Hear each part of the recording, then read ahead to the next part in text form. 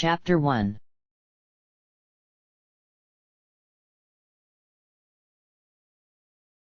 Two years passed since Dalmasca's fall, and Arcadian soldiers patrolling the streets of Rabanastre became less and less of an outrage. Rosaria's attacks had ceased and its forces gathered for restructuring, but this was only because Arcadia now held more land and the more advantageous borders. The war was far from over. During this time of regrouping and strategizing, His Excellency Lord Gramus Solidor, Emperor of Arcadia, saw his third son fit to leave the imperial army and serve in the more peaceful position of consul of the royal city of Rabanastre. The citizenry had more or less settled into Arcadian occupation, and were ready for a new ruler. The city had experienced a dreadful period of mourning after the loss of the royal family, and promptly following this came a period of chaos during the initial stages of the occupation, which was soon compounded by the rowdy and muddled uprisings of the Dalmascan resistance, then in its infancy and thus pathetically disorganized. But peace had at last regained an unstable semblance of a hold on Rabanastre. Trade within the country had steered itself back on track, though foreign dealings in commerce and all other areas remained utterly crippled. Great gleaming airships had continued their leisurely courses through the sky overhead, though no Dalmascan flag could be waved with their arrival unless accompanied by the colors of Arcadia. The floating islands of Bougerba were expected to be granted border-crossing rights with the prince's arrival, for Arcadia upheld a lucrative treaty with Bougerba, thanks to the alliance it acquired by conquering Dalmasca.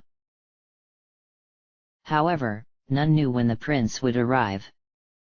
Indeed, most commoners remained wholly aware of the fact that he was already there in the city, and had been for quite some time, but it would not be announced until the planned date.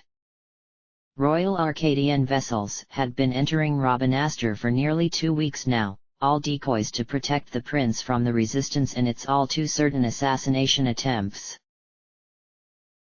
But with this in mind, a great celebration had been planned for the prince's official arrival, contributed to by several local businesses, but organized and hosted by the noble peasant Miguelo, a man dearly loved by the community for his compassion toward the orphans of Arcadia's war. Though widowed and now past 50, Miguelo housed and fed at least a dozen children each night, and though he was dependent on other patrons to take in the countless more that wandered the streets, never did he refuse a single one, regardless of how scarce his means may be at the time. They repaid him in what ways they could, most often by cleaning or running errands, and thus they were all quite busy preparing for the consul's fate, scurrying about the city, picking up packages and relaying various sundries to the palace guards. The older, more competent ones worked preparing the food, and one of these was 16-year-old Pinello, a bright, cheerful maid known about Rabanastre's lowtown as the orphan's guardian angel.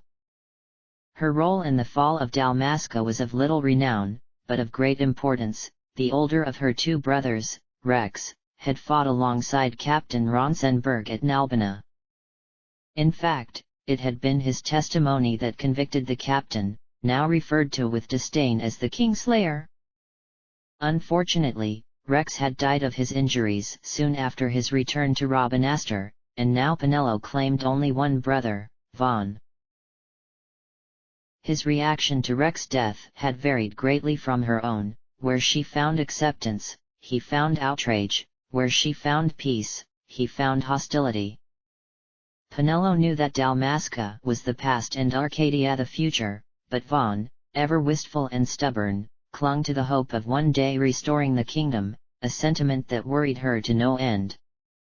As she baked bread for the fate to come, her mind reeled over Vaughan's emotions.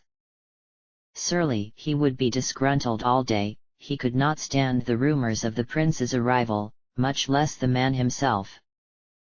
Yet her concerns seemed at first misplaced, for her brother sauntered into the kitchen that morning with a smile across his face and greeted her with all due cheer. "Workin' hard?" he asked, reaching to poke the dough as she kneaded it. "Yup." She whacked his hand and he drew it back. You should stick around. He's busy today, might have some work for you, too. I've got my own work to do. She slapped the loaf on a pan and covered it with a thin sheet. Oh, really? Don't give me that look.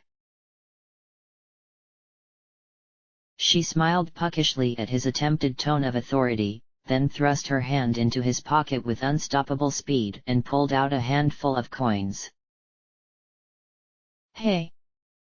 He cried, lurching after her as she leapt out of his grasp. You've been stealing again! She scolded, shaking her copper-filled fist in his face. What happens if they catch you? We need you to be there for us, Vaughn. You're no good to anyone if you're locked away in some dungeon. He slackened his posture. Oh, what? Am I the leader now? You're the oldest, they look up to you. We're orphans, first thing you learn is you gotta watch out for yourself. Come on, Penelo. You know it as well as I do. Hey! What are you doing? It was actually quite clear, she was counting out a portion of the money to keep before giving the rest back to him. I thought that this money was the people of Dalmasca's property, she droned. The Imperials stole it from us, so it's only fair that we take it back. It's our duty as Dalmascans. Well, isn't that what you're always saying? Yeah, Vaughn choked, but I never said anything about taking it back from me. This is for that milk you took the other day. She handed back a few coins, dropping the rest in a nearby drawer for Miguelo to find. Just because Miguelo's a softie doesn't mean you get to eat for free. I know, he whined. You think I like living like this? Well, it's not like you've tried to change, she said with a pout. He groaned. Ah, come on. Doesn't it drive you nuts thinking of some Arcadian slime ball livin' it up in our royal palace? It's been empty for 2 years now, I feel better knowing we'll have someone in charge. Why? Dalmasca is named after the royal family, they're the only ones who should rule it. And they're all dead, remember? She began wrapping her hands with towels in preparation for removing the nearly baked loaves from the oven. It's no excuse for you to go around town preying on Imperial soldiers. But it's okay for them to prey on us. He scoffed. Vaughn, we don't have a king anymore. Today we're getting a prince. We shouldn't complain. What about the Dusk Shard? What about it? A wave of heat washed over the room as she opened the oven and stooped to retrieve the steaming pan from within. King Wraithwall gave it to this country personally, Vaughn went on. It was a gift to the royal family. Our royal family. Not Arcadia's. It's just a rock, Vaughn. Revenge won't get you anywhere. Before he could respond, Miguelo came through the door, his arm full of empty baskets which he put down in a jumble on the nearest table. Penelo, he asked as he relieved the load, how's that bread coming? 1 batch left to go. She answered. Should be warm and ready for the party. Perfect. As Miguelo straightened himself, he at last took notice of Vaughn standing beside her and greeted him with a smile. Ah, Vaughn. How would you like to be a waiter at the fete tonight? Vaughn smiled as well, albeit awkwardly. Pass. I figured as much. Hey, Miguelo, Penelo asked, filling the baskets with fresh bread. What do you think of the prince? How can I say? he replied with a laugh. I've only met him once. Well, come on, Vaughn pressed. First impression. First impressions shouldn't be counted on. Penelo stepped in with a knowing smile. Come on, Miguelo. You know he's not gonna leave you alone until you tell him. What? Said Vaughn gloatingly. Is he so psychotically evil he threatened you into silence? As a matter of fact, Miguelo answered in nearly the same tone, he was very cordial. He's Arcadian, Vaughn scoffed. They're born that way. He even said he didn't feel right living in someone else's palace.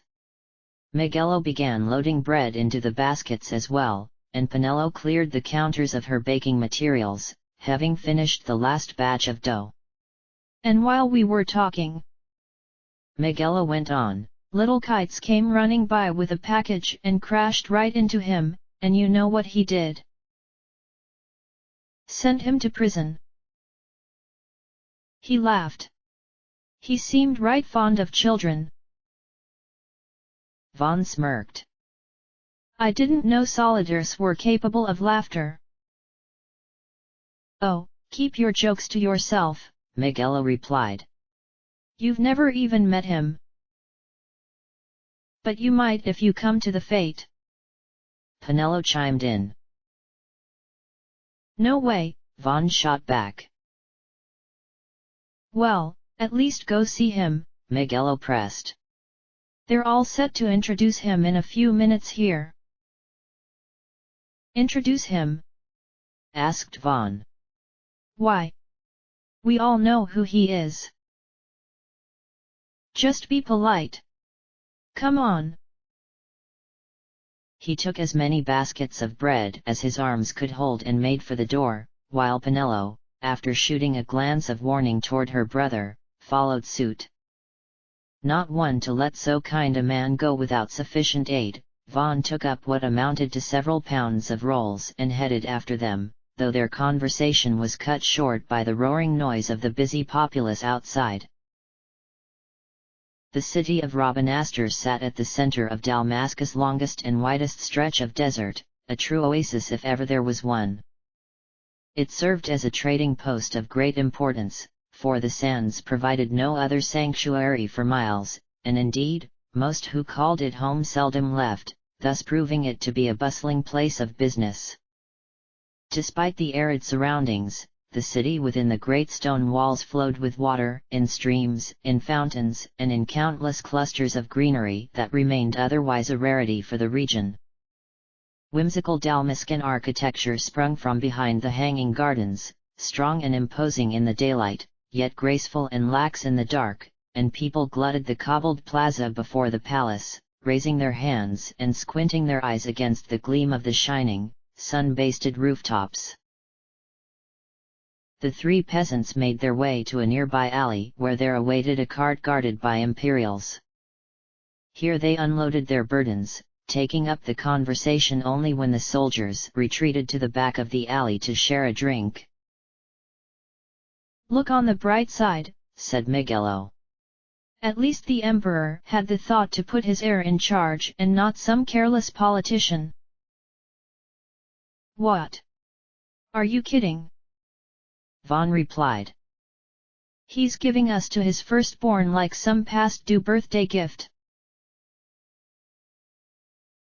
I thought we were getting the middle one, said Penelo. Really? Asked Miguelo. I thought the middle one died some time ago. I just assumed this was the youngest. But isn't the oldest the heir? Asked Vaughn. Miguelo stroked his beard in contemplation. Maybe it was the oldest who died. That would work. I thought two of them died, said Penelo. Isn't that why the Empress? You know.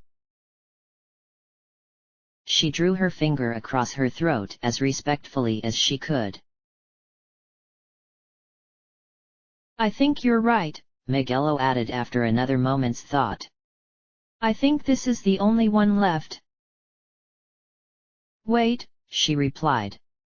I think you're right, too. He's the baby. That was like his first year in the army, when they died. Okay, Vaughn interceded. Sorry I brought it up.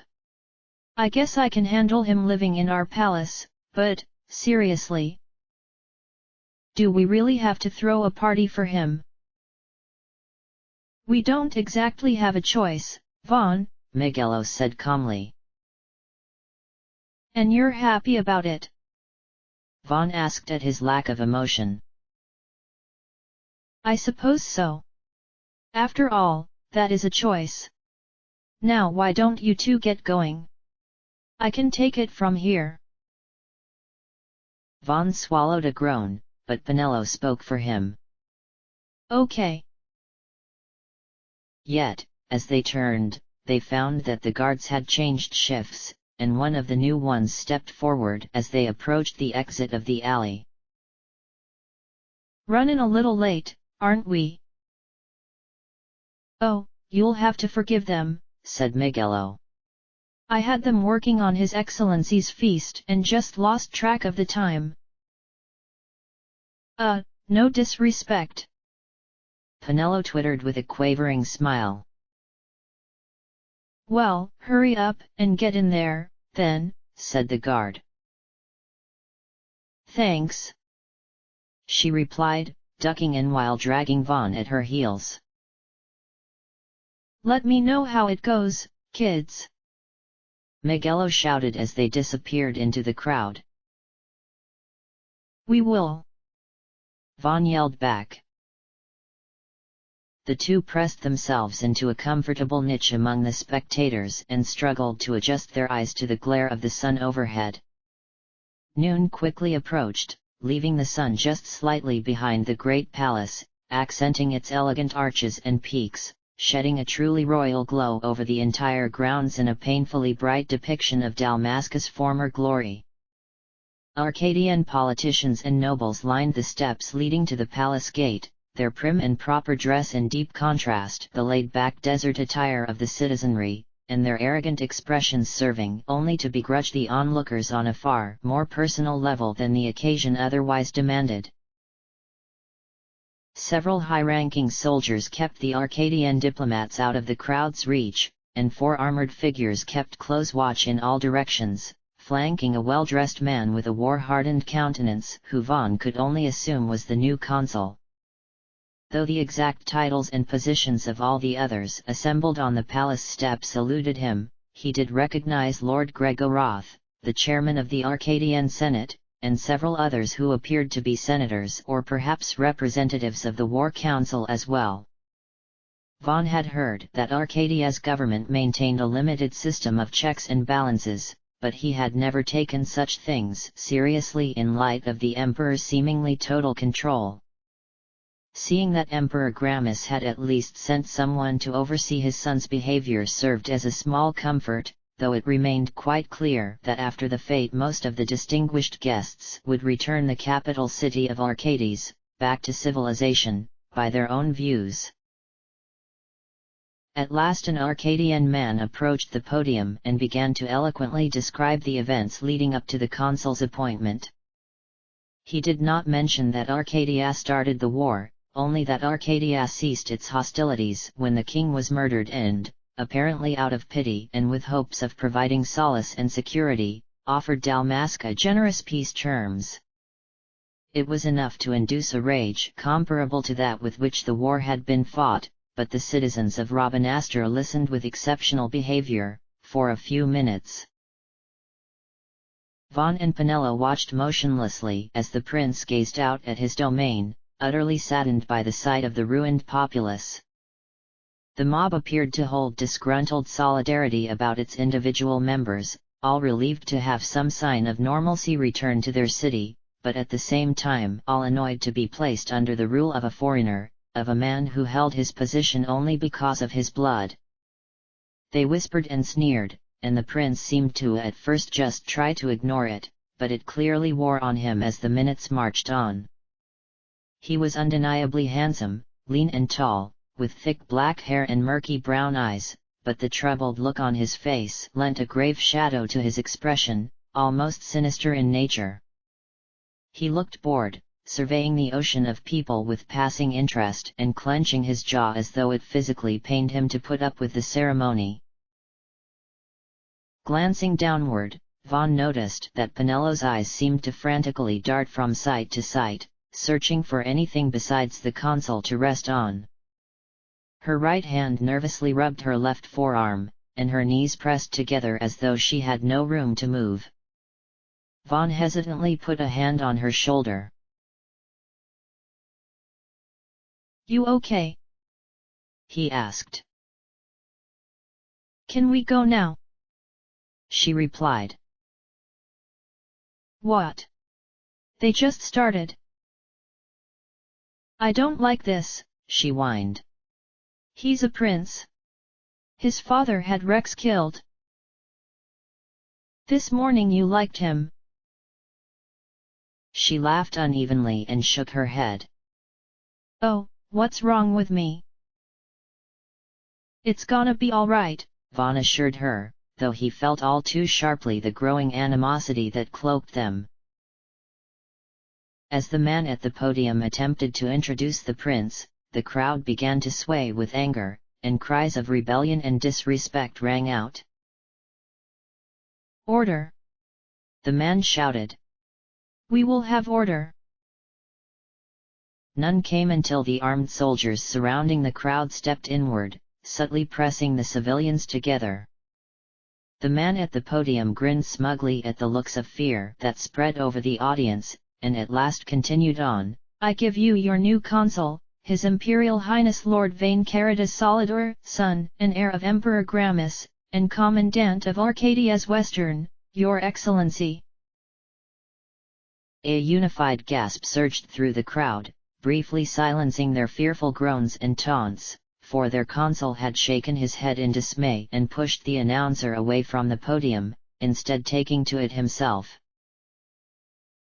"People of Rabanastre! Is it with hatred you look upon your consul? With hatred you look upon the Empire?" He was answered with shouts of disdain and a few flying vegetables. "There was little point in asking," he muttered. "But know this, I harbor no idle hopes of frustrating that hatred, nor shall I ask your fealty, that is the due of your fallen king, and rightly so. King Raminas loved his people. He strove to bring you peace. His was a rule worthy of your devotion. Even now he remains among you, protecting you, his ardor for the peace and wool of Dalmasca falters not.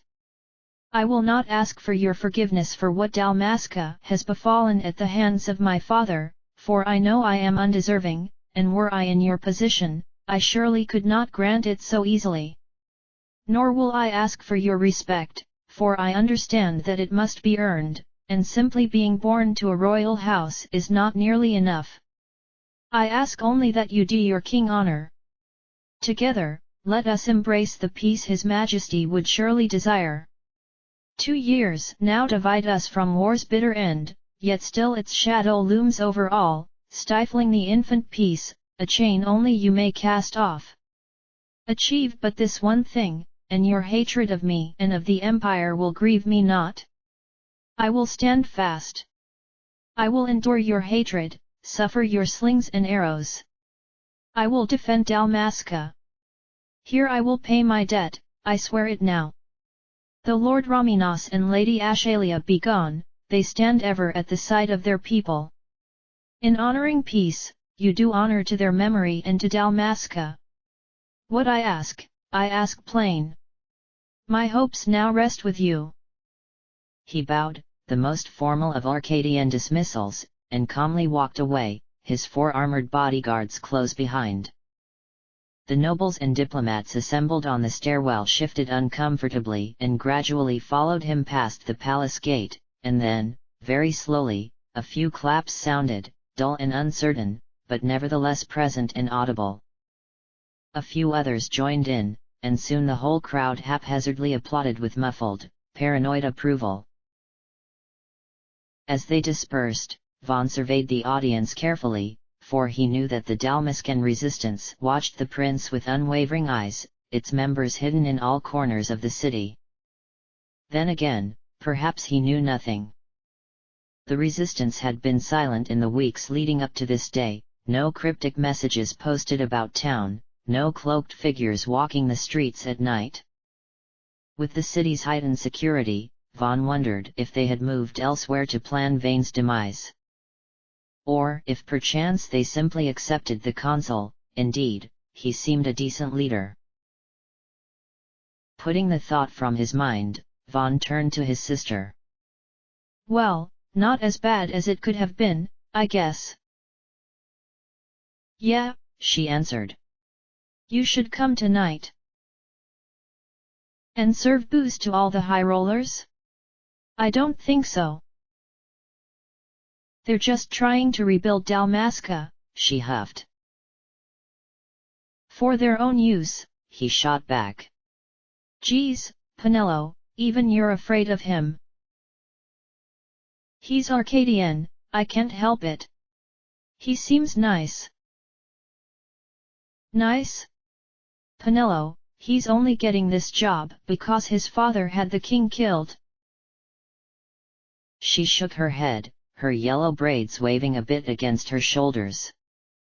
Can't you just accept it and settle down? No.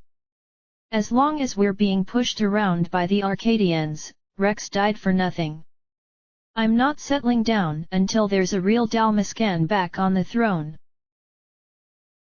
And until then, you'll just keep picking imperial pockets. He squeezed his eyes shut to keep from rolling them, and attempted to soften his tone. Penelo, you know we need money. What for? We've got a good home, we eat well enough. Seeing that he avoided meeting her eyes, she stepped up close before him. Face it, Vaughn, the only reason you keep stealing is so you can make it big and leave us all behind. What? He drew back. Where did that come from? This isn't Dalmasca anymore, she continued, her voice lowering with exhaustion. It's Arcadia, and everybody knows how much you hate Arcadia. You can't wait to get out of here. I know it. Hey, I'm not going anywhere without you. If I ever make it big, I'm having a fate for all of us. We'll eat until our heads spin, then dance until we're hungry again. Vaughn. Now she turned her eyes down, suddenly regretting having brought it up. I mean it, he told her. I'm not gonna leave you. Maybe not willingly, but if you keep this up. Penelo, I'm sorry. Look, if it means that much to you. What? You'll stop.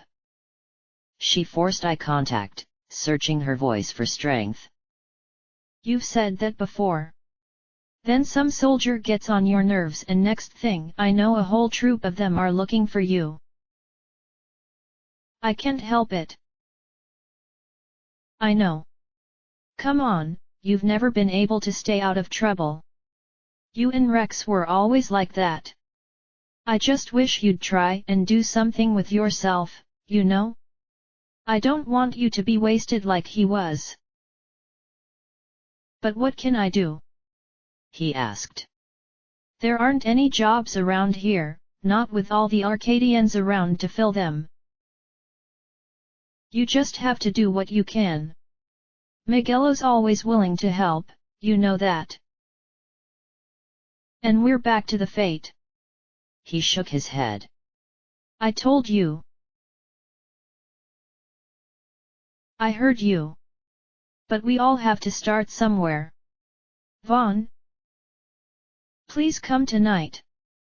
It's been too long since we've done something together. He smiled weakly, unable to stand letting her down again. I'll think about it. She nodded with a stiff expression, as if to say I knew it, and turned to leave with a subdued sigh.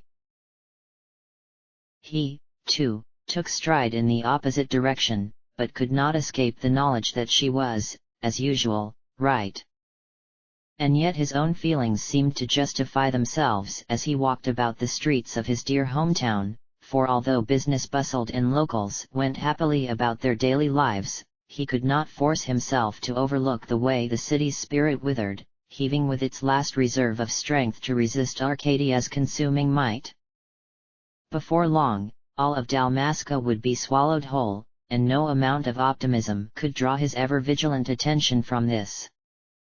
Not for the first time, he considered joining the resistance, but this urge quickly dissipated as he reminded himself that he hadn't the foggiest idea how to go about such a thing, and that Penelo had already lost one brother to Arcadia's war, and for all her buoyancy could not stand to lose another.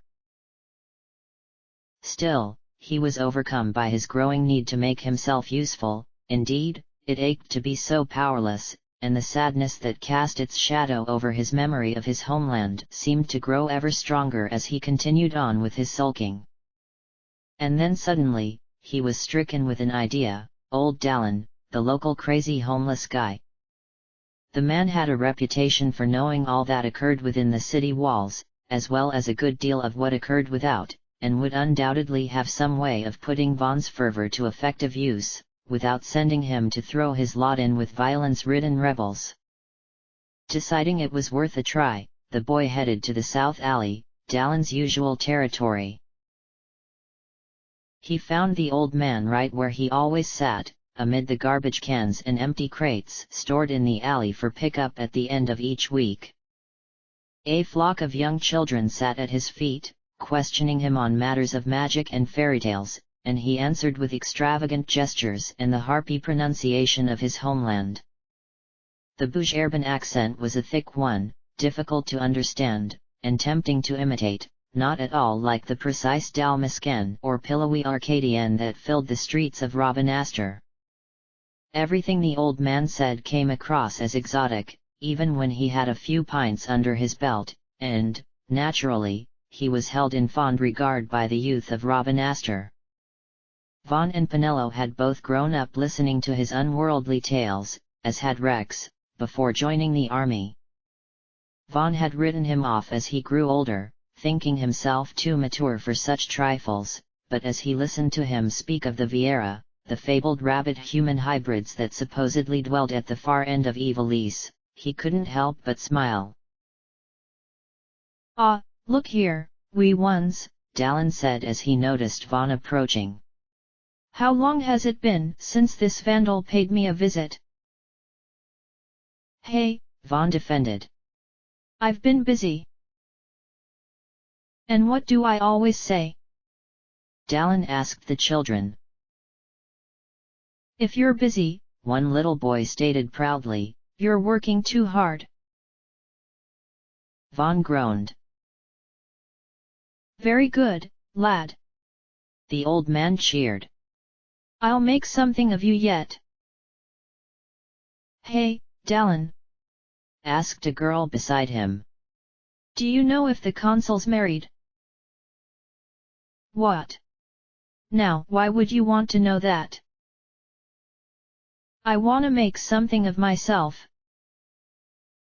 "Gah!" Old Dallin threw his arms up in surrender. "Be off with off you! Little street rats!" They all scampered away giggling, leaving Vaughn to make his inquiries in peace. "Kids just aren't what they used to be, are they?" he asked with a sly smirk. "You're one to talk!" Dallin snapped.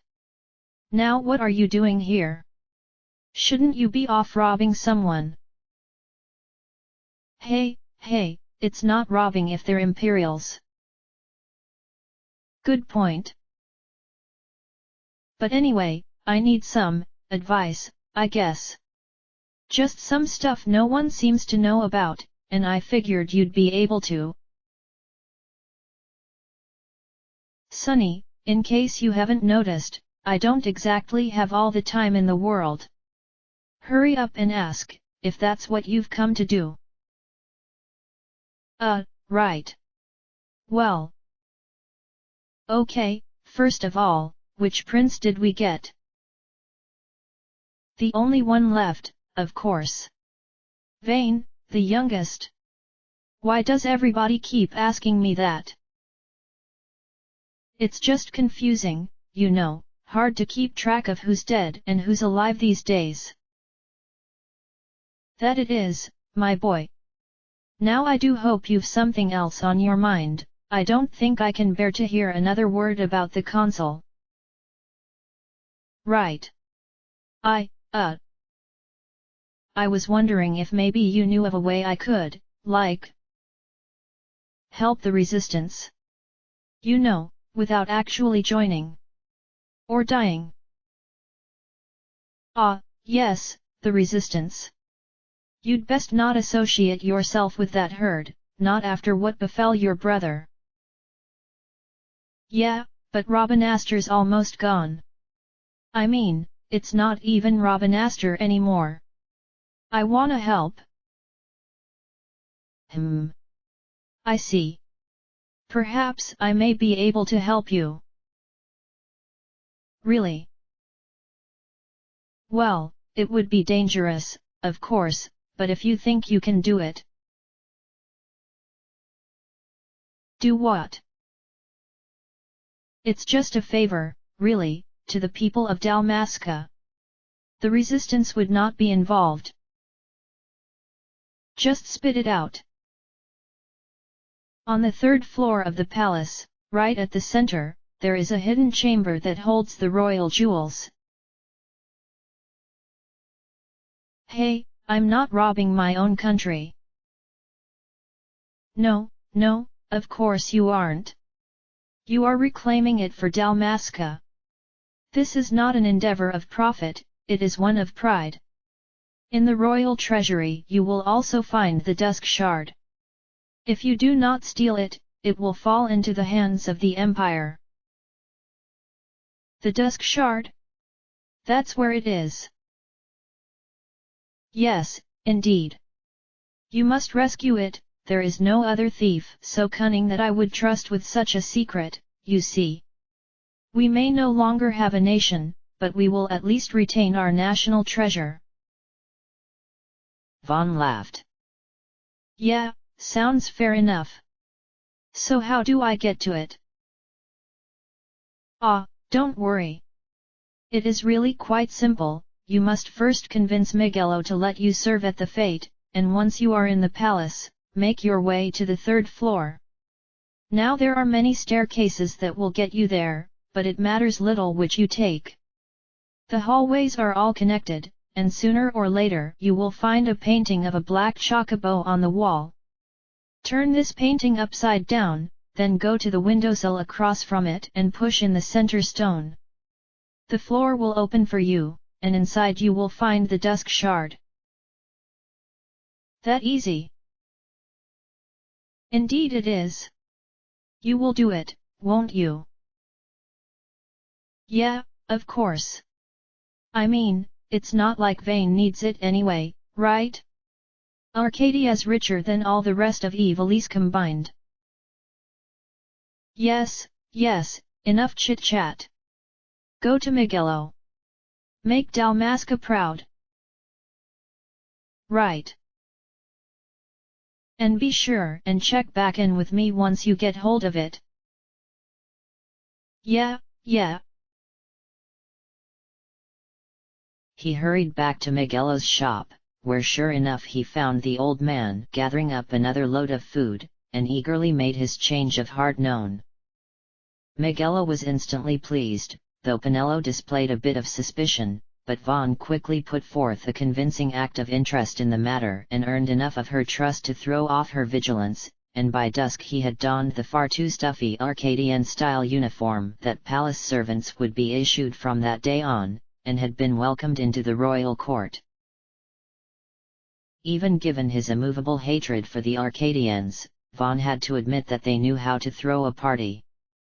The great banquet hall of the palace had been decked for the occasion with desert flowers by the bushel, seemingly miles of ribbon, and food as far as the eye could see, and the elegant marble fountain in the courtyard overlooked by the windows shot water sky high, each droplet brilliantly illuminated by glowing magicite of varying colors. Fireworks lit the sky like flaming lace, and even the halls closed off to the guests echoed with merriment and drunkenness. Indeed, Vaughn had never seen so much alcohol in one place at one time, and there seemed to be no rhyme or reason to the dancing, for the floor filled quickly once the music played, guests dancing in pairs and in groups, laughing wildly and falling down quite a bit without embarrassment. Vane refrained from the more uncultivated activities, but behaved in a friendly manner toward everyone present, even going so far as to thank the servers, though Vaughn did not dare to near him and only heard of this courtesy from Penelo.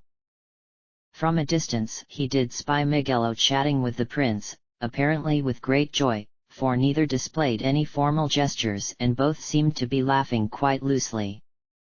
3 of the 4 armored soldiers that had guarded Vane that afternoon had scattered, with one sticking close to his side throughout the evening, while the others monitored the entrances and generally just looked scary.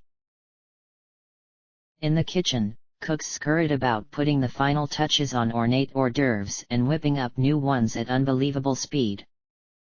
Vaughn made several trips, filling his tray and walking about the ballroom for no more than 15 minutes before returning to refill it, but Penelo managed to pull him aside near midnight.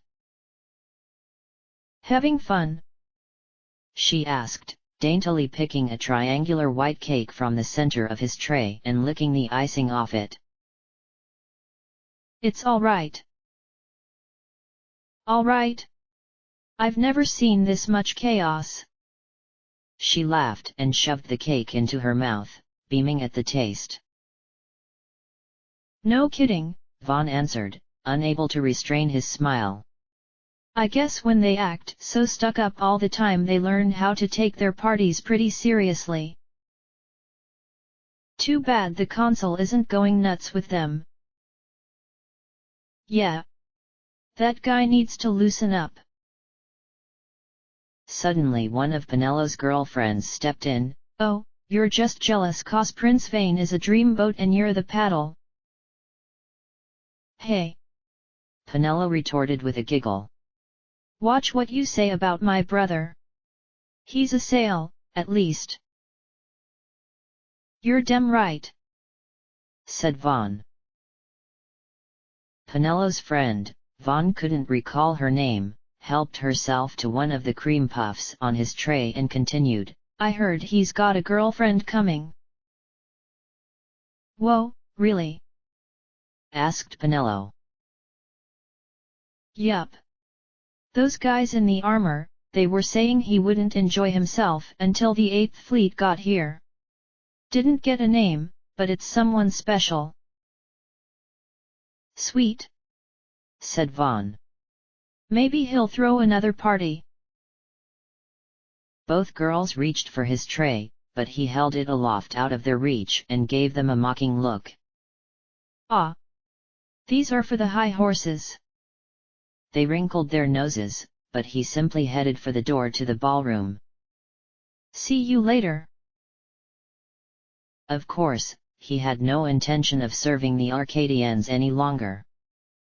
He wound his way through the crowds, losing most of his hors d'oeuvres in the process, and then, keeping a wary eye on the soldiers, he strolled confidently into the secluded stairwell in the far corner of the hall. If anyone of importance spotted him, his uniform served as a good enough excuse to think nothing of him entering closed-off portions of the area. Once safely out of sight, he eagerly devoured the leftover pastries on his tray, then began climbing stairs. He reached the 3rd floor in due time, though the echoes of the palace did little to soothe his jumping nerves. The hall seemed to bulge with misery, with the ghosts of their former inhabitants. Every shadow appeared an image of the murdered king, every sound a sob of the listless princess. These illusions proved themselves all too accurate when Vaughn at last located the portrait of the black chocobo that old Dallin had spoken of, for in the painting there stood not only a bird, but the young princess as well, no more than 7, by the looks of it, smiling brightly, eyes wide, hair tied up in a bow. She hugged the bird's neck, it was merely a hatchling, and leaned her head against its feathers, just as any child embracing any pet. Never mind the pure pedigree both possessed, these were children, curious of all the intricacies of life and utterly in love with the world. Seeing the painting only further instilled in Vaughn the desire to fight for his country, and after taking a moment to admire it, he tipped it upside down, noting that it seemed to be hung on a hinge of some sort. After doing this to his satisfaction, he turned to the nearest window and pressed down on the center stone, at first receiving no reaction, but then pounding it a few times until it sunk down. One of the large marble tiles in the floor shook from its place and lowered, then slid down beneath its neighbor, revealing a ladder that granted passage to a dimly lit chamber below. Taking one last look at the painting, Vaughn descended into the glowing haze. At the bottom he found a wide and winding room, filled with treasures and artifacts, and lit by faintly glowing stones, magicite, as it was called. Paintings lined the walls, portraits of kings and queens, princes and princesses, and boxes upon boxes of jewels cluttered the floor, some loose and some crafted into bracelets or necklaces or any other manner of thing. So, too, were there sacks of coins about the room, and statues, and ribbon-bound bundles of letters, as well as countless other oddities clearly prized by the royal family, if not by society in general. The Dusk Shard, a dark rock that seemed cut of a larger host, sat on a velvet cushion of rich blue, boxed in spotless glass and held high on a silver pedestal. Vaughn looked it over suspiciously, expecting a trap or alarm of some kind, though Dallin had not mentioned any such thing. It appeared safe, but his awe held him in reverent hesitance for a moment more. When he finally did dare to lift the glass case, his relief at detecting no trouble overcame him, and he at last took up the stone and replaced the glass, though he struggled in vain to determine the rock's color in the low light. It seemed black, and nothing more. Quite a performance. Vaughn turned suddenly upon hearing the distinctively Arcadian voice.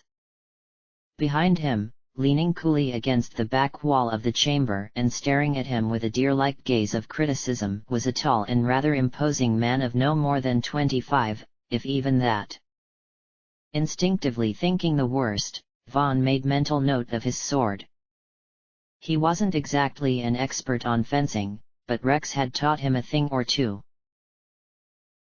"Who are you?" he demanded, cursing the tremor in his voice. The Arcadian man tilted his head cockily. "I'd think that would be the least of your concerns. Don't mess with me." "All right. Let's put it this way, if all the world is truly a stage, I'm the leading man. Now why don't you just hand over the rock so I won't have to hurt you?" Without thinking, Vaughn let his hand dart to the hilt of his sword.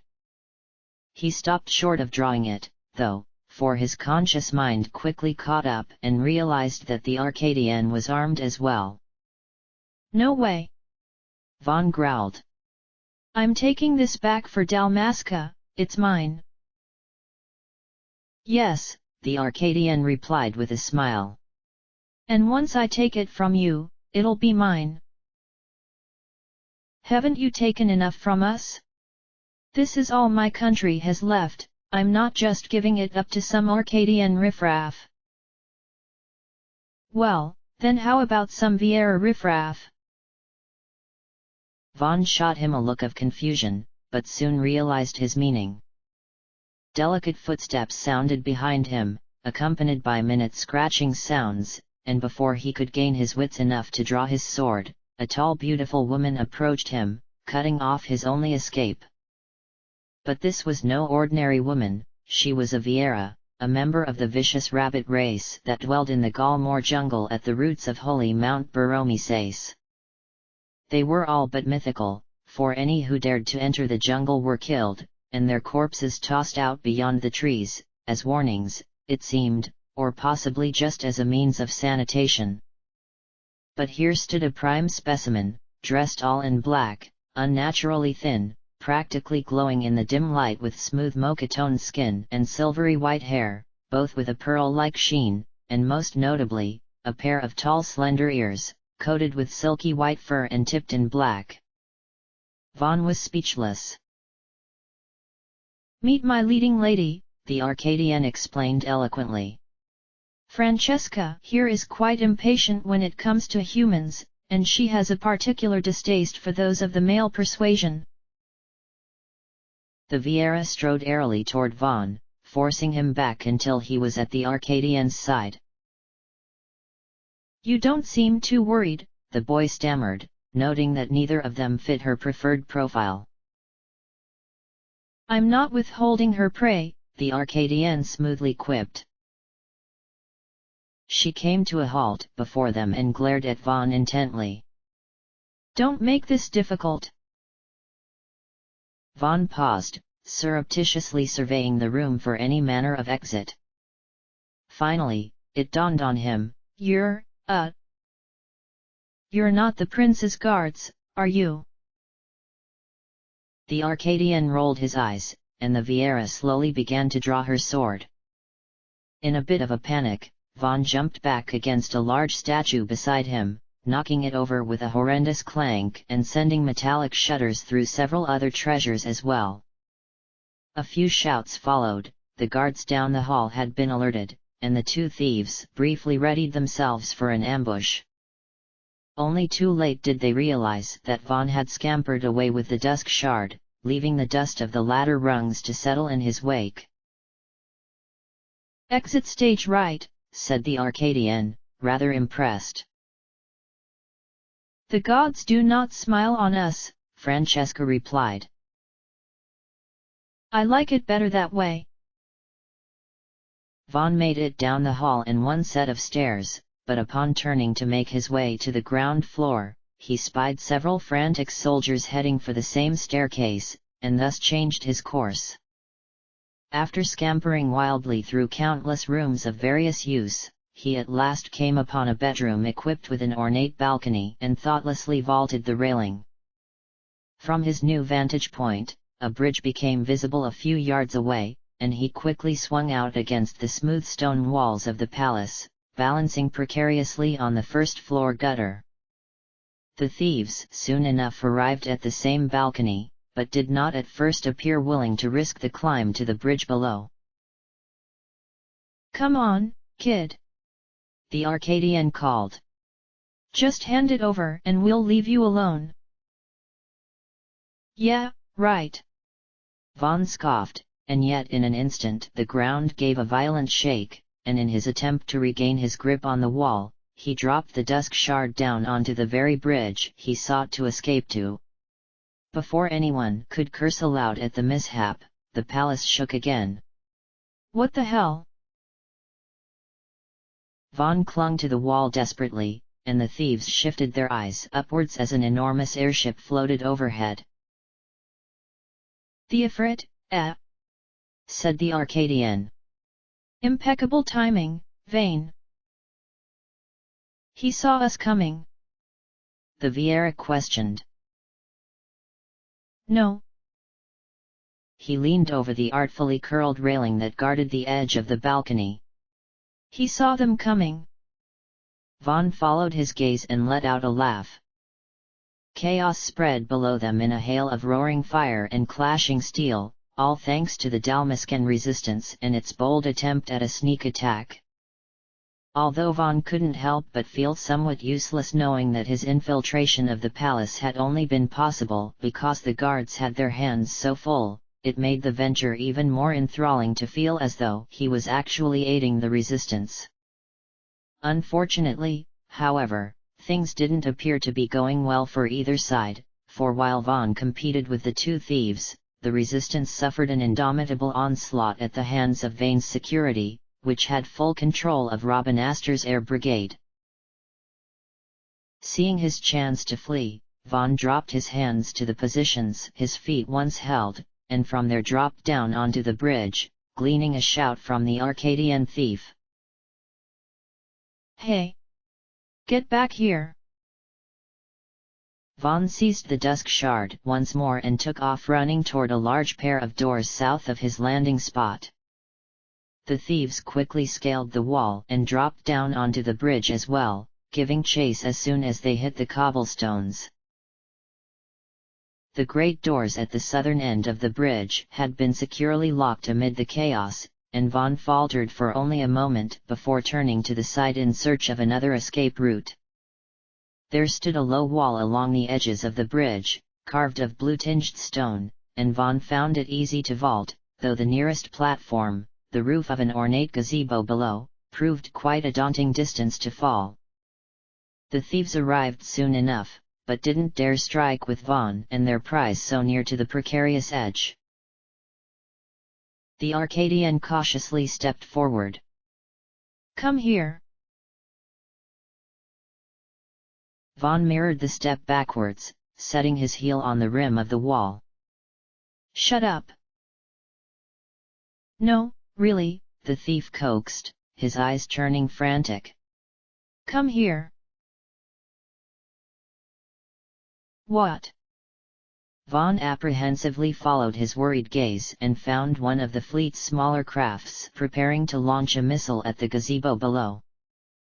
Rendered silent and motionless by his own panic, he could barely hear the Arcadian thief curse before the strike landed its mark with a roar of fire and a hail of crumbled stone. When next he opened his eyes, he found himself dangling from the nearly obliterated bridge side, his right hand clutching the dusk shard while his left remained caught in the desperate grip of the thief, who now lied face down on the jagged edge. "Let go of me!" Vaughn cried. "Keep this up and I will!" the thief threatened in return. "Pull me up! Give me the magicite! Pull me up first!" "Oh!" He turned his eyes from Vaughn to the incoming strike behind him. "Not good!" This attack hit a fair distance from them, but nevertheless dealt massive damage to the bridge, robbing the Arcadian of his fragile hold on the floor and causing him to slip down along with Vaughn. And yet, once again, when Vaughn opened his eyes, he was not dead. Francesca now sat carefully on the ruined bridge holding tight to the thief's legs. The thief glanced behind him in mild awe, but seemed only slightly impressed by the feat. "Nice catch!" She paused, looking over her position with uncertainty. Fran, this is no time for propriety." Abandoning her hesitance, Francesca roughly took hold of her partner's hips and yanked him back into her lap. Vaughn stumbled a bit in a vain attempt to gain his footing and flee, and quickly wound up with his feet in the air and his head between the thief's legs, prompting them both to grimace. The thief held the quicker wit, however, and clamped his thighs around Vaughn's neck, leaving him clumsy and helpless while Fran got to her feet and wrested the stone from him. The two then took off running, leaving Vaughn sprawled on the cobblestone walkway recovering from the kick to the stomach that had temporarily disabled him. Yet even this proved ill-fated, for his enemies were soon running toward him again, a small squadron of soldiers fast at their heels. Vaughn feigned unconsciousness until the mob had passed, deciding to let the fight pan out without him, and was simultaneously impressed and depressed by the outcome. The thieves led the guards to a secluded corner of the palace courtyard and split up, Francesca hopping effortlessly onto the balcony while her companion ran straight into a wall only to mount it with a single step, flip over the soldiers' heads, and land at their backs with sword drawn. Fran picked two of them off with arrows before seeing that her partner would need more assistance, and then resorted to kicking open a gutter stop, dousing the area below with mud. She then joined the fencing fight and the two easily dismantled the remaining half-blinded soldiers. The victory was short-lived, for Vaughan seized his opportunity as soon as it was upon him, tackling Francesca and knocking the gem right out of its hiding place within her cleavage. Her fellow thief took strong offense to this and threw Vaughan to the side, but luckily all three were too concerned with retrieving their prize from the mud to draw weapons on each other.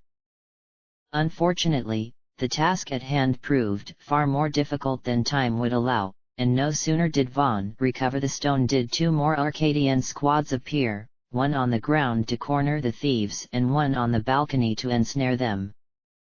Also on the balcony stood Robin Astor's new consul, a sword held loosely in his hand and an angrily bewildered expression set on his face. "Curtain call," the male thief groaned, wiping a bit of mud out of his eyes. Vaughan sighed, but took advantage of his position, crouched down with his back to the ground squad, and tucked the stone safely away in his inner vest pocket. As they were shackled and led into the courtyard, they discovered that the resistance now faced the same doom. Much to his dismay, Vaughan's eyes widened as a child's at the revelation of those who aided the resistance: merchants, gardeners, carpenters, ordinary Dalmascans, and soldiers alike, all side by side in defense of their royal palace. Even those whom Vaughan had always thought most polite to the Arcadians stood bound at sword point. However, this did little to diminish his shame, for he had not fought alongside them, he had crept about in the shadows while they distracted the guards. True, he had their will, but he still lacked their bravery. The thieves at his side walked proudly, heads held high even in their failure. "It seems you were right," Fran whispered, nodding her chin toward the resistance members. "For once." Rather than acknowledge her remark, the Arcadian turned to Vane with glib contempt. "Lord Vane, I must congratulate you on a job well done." "Whatever do you mean?" the consul asked, eyes focused straight ahead. "Used yourself as the bait, then called out the air brigade. Quite clever." "Forgive me for not being flattered." "Wait just a moment." They came to a halt amidst the crowd of prisoners. "We're not with the insurgents." "Resistance," a nearby woman corrected him before addressing the consul in a stony tone. "These street rats are not in league with us, you insult us to assume they are." "My insulting assumptions are the least of your worries," Vane said calmly. "Look, Your Excellency," she growled. "We are prisoners of war, we refuse to be treated like common thieves." "Better than common assassins," the thief mumbled as he was shoved beside her. "And who, may I ask, are you to make such demands?" the consul inquired, ignoring the comment. "My name is Amalia," the woman answered. "I led tonight's attack. Our goal was not to kill you, but only to remove you from power." Vane smirked almost politely. "I'm afraid the two go hand in hand, my lady." "Vaughan." All heads turned immediately to see Penelo pushing her way through the crowd. "Vaughan. Let him go. He's not one of them." "Penelo." Vaughan called. "I'm sorry. Looks like that dinner'll have to wait." She ducked under two guards and dashed up to him. "Vaughan, tell them you didn't know what you were doing." Vane caught hold of Penelo by the shoulders and held her away from Vaughan, unintentionally stirring his emotions. "Hey! Let her go!" His struggles were easily misconstrued and ended by a hard blow to the back of the head. He collapsed unconscious, eliciting gasps from the crowd and a shriek from Penelo, and the thief quickly dropped to his knees beside the boy and attempted to rouse him. "What's wrong with you? He's just a kid." This is exactly the type of government that we oppose, Amalia growled.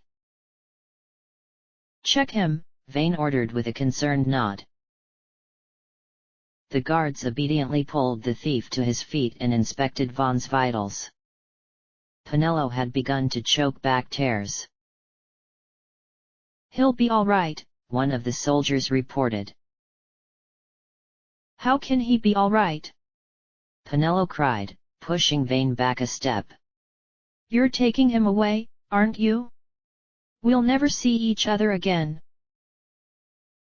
The thief once again stepped out of place and tossed his arms over Penelo's head, pulling her close and letting his bound wrists rest at her waist.